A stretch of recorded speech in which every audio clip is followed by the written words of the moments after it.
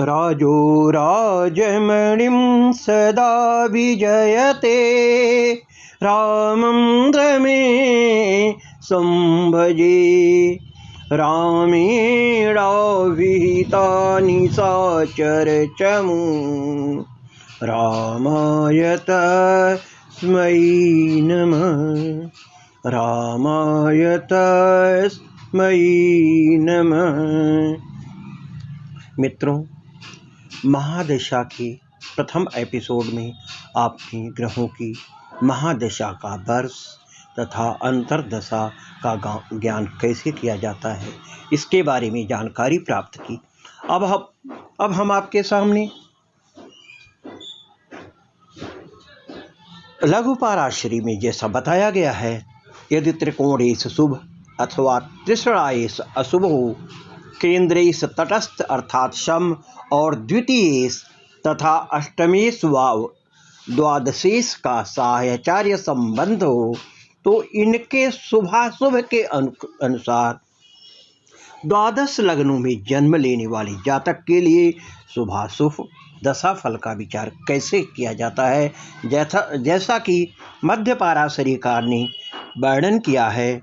मंद है सौम्य सीता है पापा शुभऊ गुरु दिवाकरऊ ना शुभम जोग मात्रेण प्रभवीक्ष निजीवयो परतंत्रस्य जीवस्य पाप कर्मापि निश्चितं कवि साक्षा निहन्तान् शान मार्कत्वेन लक्ष्येत् मंदातयो निहंतारो भवेयुः पापिनो ग्रहा शुभाशुभ फलान्येवं ज्ञातव्यानि क्रियोद्भवै। आज जिस विषय का वर्णन हम करने जा रहे हैं, इस विषय के बारे में लोगों में बहुत जिज्ञासा होती है। इससे पूर्व कि मैं आपके सामने महादशा के काल में विभिन्न ग्रहों का शुभाशुभ फल वर्णन कैसे होता है, उनके शुभाशुभ फल का विचार कैसे किया जाता है, इससे पूर्व मैं आप सभी लोगों का एस्ट्रोटेक चैनल में हार्दिक स्वागत करता हूं, अभिनंदन करता हूं, वंदन करता हूं और इसके साथ अपने विषय को अग्रसारित करते हुए आपके समक्ष प्रस्तुत करने का एक प्रयास कर रहा हूं। संभवतः आपको इससे अवश्य ही लाभ होगा। मित्रों, इस समय हम मेष लग्न में ग्रहों की दशा अंतर्दशा का फल कैसे प्राप्त होता है, इसके बारे में विचार आपके साथ में अपना विचार मैं आप लोगों के साथ साझा करने जा रहा हूं। जैसा कि कहा गया है, मेष लग्न में जन्म लेने वाले जातक के लिए शनि ग्रह, बुध ग्रह और शुक्र अशुभ ग्रह होते हैं।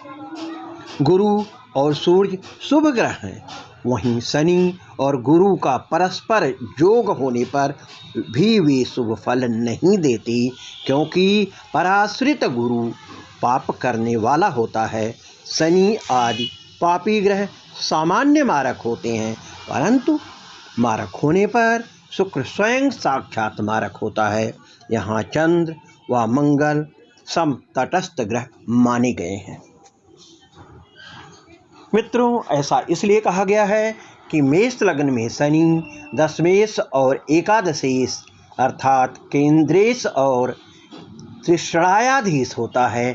अतः केंद्रेश होकर शनि का अशुभत्व स्थगित हो जाता है, परंतु त्रिषणाएश होकर उसका पापत्व स्थगन में बाधा उत्पन्न करता है। अर्थात त्रिषणायाधीश होने के कारण शनि पापी ग्रह हो जाता है। इसी तरह से बुध त्रिषणाएश होने से अशुभ पापी हो जाता है। शुक्र मारक स्थान अर्थात द्वितीय और सप्तम स्थान का स्वामी होने से पापी ग्रह कहा जाता है। यहाँ पर दूसरी तरह सूर्य पंचमेश मात्र होने से शुभ होता है और गुरु भाग्येश होने के साथ साथ द्वादशेश भी है। अतः द्वादशेश का त्रिकोणेश से संबंध हो जाने पर स्थानांतरानुगुण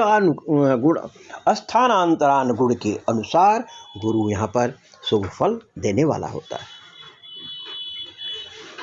मित्रों, गुरु और शनि का साहचर्य पाप फलदायी होता है, क्योंकि यहाँ पर गुरु द्वादशेश है। कोई भी ग्रह जब द्वादशेश होता है, व्ययेश होता है या अष्टमेश होता है या त्रिसराएश होता है, अर्थात वह तृतीय, षष्ठ और एकादश का स्वामी होता है, तो वह पाप फलकारी होता है। और गुरु चूँकि यहाँ पर द्वादशेश है, अतः गुरु द्वादशेश होकर के अपना शुभत्व नष्ट करते हुए द्वादशेश के अनुसार पापी फल करेगा। मित्रों, यहाँ पर शुक्र दोनों मारक स्थानों में होने से प्रबल मार्केश हो जाता है, क्योंकि गुरु द्वितीयेश और सप्तमेश है। द्वितीय और सप्तम स्थान परम मार्केश स्थान माने जाते हैं। परंतु यदि हम शनि की बात करें तो शनि पापी ग्रह भी सामान्य मारक हो सकता है, अर्थात शनि यदि सामान्य भी पापी है तब भी वह स्वयं अपने आप में मारकत्व में प्रबलता के साथ अग्रगण्य होकर के लोगों का अनिष्ट करता है, उसके लिए पापकारक हो सकता है। चंद्रमा केंद्राधिपति है और मंगल लग्नेश और अष्टमेश होकर के तटस्थ हो जाता है, क्योंकि जब कोई ग्रह लग्नेश और अष्टमेश दोनों होता है तो उसके पापत्व में कुछ कमी आ जाती है। इस तरह से मेष लग्न की जातकों के लिए शनि, बुध और शुक्र अशुभ ग्रह होते हैं, गुरु और सूर्य शुभ ग्रह होते हैं, परंतु गुरु और शनि का योग शुभ फल नहीं देता। कारण त्रिसराएश का अपना एक पाप प्रभाव है और वह पाप प्रभाव उसका पीछा नहीं छोड़ता, जिसके कारण त्रिसराएश या त्रिसराएश से संबंध करने वाला कोई भी ग्रह स्वयं पापी हो या स्वयं पापी ना हो, दोनों ही स्थितियों में वहाँ पर शुभ ग्रह की भी स्थिति यदि बनती हो तो भी वह जातक के जीवन में अशुभ फल ही करेगा। इस तरह से मेष लग्न में जन्म लेने वाले जातकों के जीवन में उनकी महादशा के काल में ग्रहों का क्या प्रभाव होता है, इसका वर्णन मैंने आप लोगों के समक्ष प्रस्तुत किया है। धन्यवाद।